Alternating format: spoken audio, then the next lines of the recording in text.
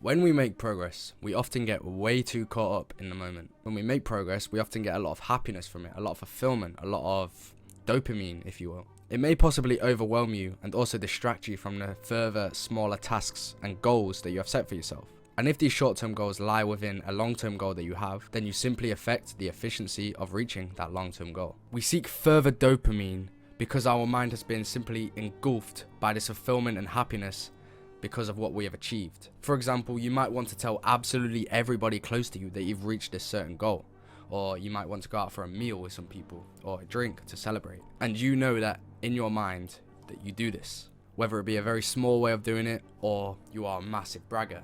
But the conclusion is the same. Doing these tasks becomes more about the bragging and the external rewards rather than the love and intrinsic feel for these achievements. In my opinion, this is simply energy wasting and not the most optimal way to go about reaching your goals. Yes, it's important to celebrate your goals, but not when you want to create momentum. When you have achieved a goal, you should keep in all of the urges to get that extra excitement from achieving a small-term goal, as this is energy wasting, and that you took 2 steps forward and then 1 step back into reaching that long-term goal. Now, of course, the 2 step forward, 1 step back approach is not a bad way to go about goals, but that should never be your priority, or rather that should never be in the back of your mind to think that is okay. You should never be content with going 2 steps forward, 1 step back. And if you are, you do need to reevaluate your mindset. Of course, it is inevitable that you will take many losses in the process and take 1 step back after taking 2 steps forward. But like I said, you should not be content with this approach. If you define this approach as being okay and that, oh, the situation could be a lot worse, you will attract this approach a lot more into your everyday life, into your everyday small-term goals. If you had the mindset of, for example, myself, where I only want to keep stepping forward, I'm only looking forward, and I'm blocking out the past. I'm blocking out what's behind me. I'm blocking out what I can't control. Whether the biggest L or the biggest W came before me, then you would be reaching your long-term goals at a much more faster and also much more efficient rate, as you simply attract much greater progress than what you would attract if you are content with taking 2 steps forward, 1 step back. If you think that is the right approach to take, and maybe not, maybe you don't think it's the right approach to take, but the whole point of this is that you should not be content with this. It should make you angry, or it should make you a little bit uneasy that you are taking 2 steps forward, 1 step back. Now, before you think I have a massive ego, I did not have this mindset until I purposely instilled it into my mind. Anyone can do this. This is not a personal, unique trait of mine. Anybody can do this. I simply just told myself these concepts after being aware of these concepts constantly until my brain fully resonated with these concepts. I always knew this was the right approach, but I've always kind of had that subconscious mentality of just dragging myself through tasks just to get it done. So therefore, I was content with making very small progress. 2 steps forward, 1 step back. 2 steps forward, 1 step back. Rather than just ruthlessly attacking my goals 1 step at a time, 1 step at a time, 1 step at a time. Obviously, like I said, it's inevitable to take 1 step back at times, but you should not be content with that. You should not be okay with that. You should try to figure out why. Now, there is a scientific reasoning behind this, and I'll go into this detail now. You can click off the video if you want, but I do recommend staying for this because I'll try and make it relatively easy to understand, and also it's very good to have in your back pocket. This type of information can genuinely help your subconscious mind when wanting to apply this mindset and knowledge into your everyday life, because you'll be constantly reminded of this information. So when you celebrate and therefore just spike dopamine in some way after the task has been completed or after the goal has been reached, we dissociate the neural circuits for dopamine and reward that would have normally been active during the activity. And bearing in mind, dopamine forms motivation, if you like. Also, because it arrives at the end of the activity, and if this is done over a consistent period of time, we experience less and less pleasure, less and less motivation from actually performing the tasks in itself. There is something called the growth mindset, which is very kind of popular in the YouTube science world, if you like. And I'm not numbing YouTube science. I get most of this information from a guy called Andrew Huberman. He's a very popular guy, you might have heard of him.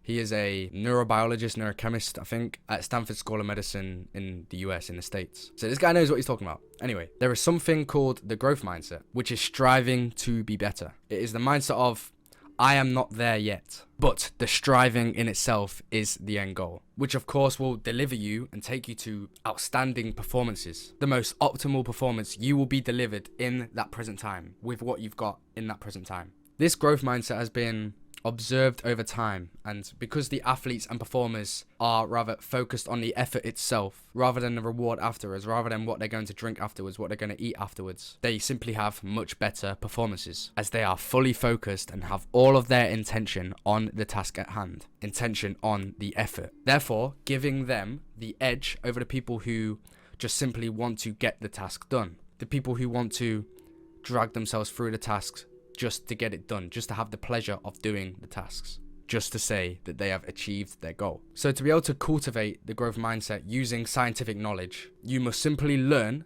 to access the rewards of doing the effort in itself. How do you do this? Well, you do this by when the next time you think you are doing something that is considered hard, and it's at a point where the task is so hard that you just want to get the reward of doing the task, and you feel yourself just kind of wanting the reward afterwards, even if the reward is intrinsic, such as, oh, I run 10 miles, I'm really happy with that. You have to tell yourself that the effort that you are putting in that present moment is pleasurable, is great, is amazing.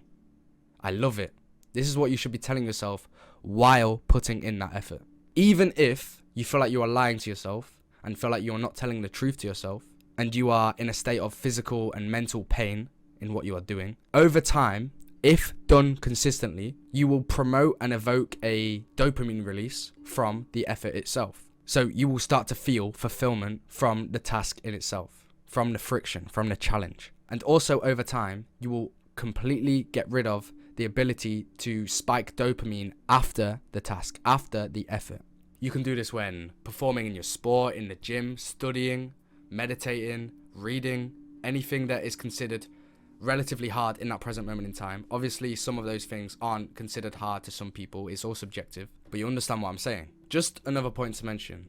If you say to yourself or to others that you're going to do a really hard task and push and push and push until you reach that end goal that you have your focus on, you don't just get less fulfillment from what you are doing less often, but you also make it more mentally and physically painful while in the task. Therefore, making yourself much more less efficient at the task, therefore not getting the optimal improvements that you could be getting, which is due to how, if you were able to access dopamine while in the effort itself, dopamine has amazing qualities. Seriously, you don't realize it. Dopamine has such great qualities. It increases the energy we have in our body, is the source of motivation, and also increases our ability to focus, due to how dopamine can be converted into a neurochemical called epinephrine. Epinephrine is literally just adrenaline. Think of it as adrenaline. But also, you are inhibiting the ability for yourself to do the activities the next time in future tasks. The next time when performing the same task, you will need double the discipline, double the motivation, double the loud music in your car to feel as though you can perform the same task at the same ability. And then the next time you perform the same task, that all will be doubled as well, making it twice as hard to perform efficiently at the best you can in that present moment.